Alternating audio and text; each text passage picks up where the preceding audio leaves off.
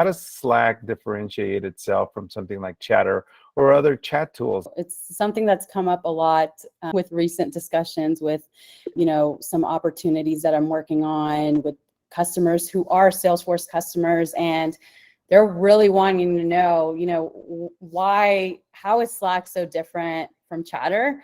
So I'll start with that question, what's the differentiator between Slack and Chatter?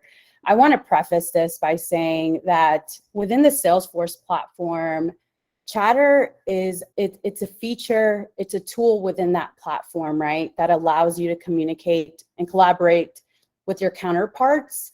But one of the key differences is that any of the information, right, that you're sharing within the Salesforce platform, any changes you're tracking on the different things that you may be working in within Salesforce, right? Like your contacts or opportunities, accounts that you're working on. All of that information is contained within Salesforce, and it's available to only people who have access to Salesforce, right? When we're looking at something like Slack, Slack is its own platform, its own collaboration tool, and it encompasses all of the communication that you can have across your entire organization.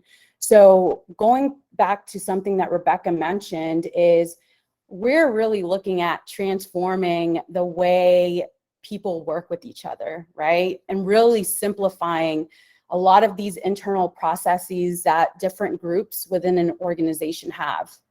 So I don't like to, comparing Chatter and Slack side by side, I would just say it's not something that we like to do, only because, again, Chatter is a tool within the Salesforce platform, whereas Slack, it's really a system of engagement where we're bringing all of the people across your organization and all of the tools that you may be using on a day-to-day, such as Salesforce, such as Zoom, such as Google or Outlook Calendar. We're bringing all of those tools into this place where you're able to easily communicate with the people you're working with, ask questions, network, find subject matter experts, while also bringing in the tools that you're using. Maybe, if you're a manager and there's approval requests that you're looking at on a day-to-day basis, and rather than you having to switch over into that specific system, right? Like Workday for any PTO requests or any deals that need discounting, you're not having to switch into those separate applications, but you're really staying within Slack where you're able to have all of that in one view. And the second question, and can you repeat the second question?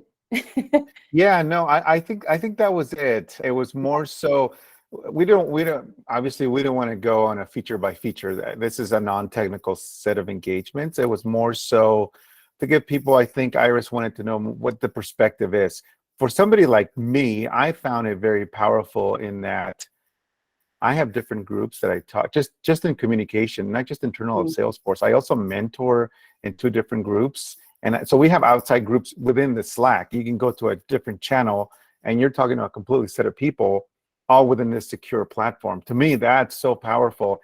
And then of course, to your point, I want to take time off or I need IT help. There's workflows within Slack. And again, I don't want to geek out because I could for the next 2 hours. I love Slack and I've become a proponent of it. But I think it was more so, and Iris, you can correct me if I'm wrong, just wanted to see what was the differentiator between the 2 platforms. And I think Jaclyn did a phenomenal job in describing, the new hotness that is Slack.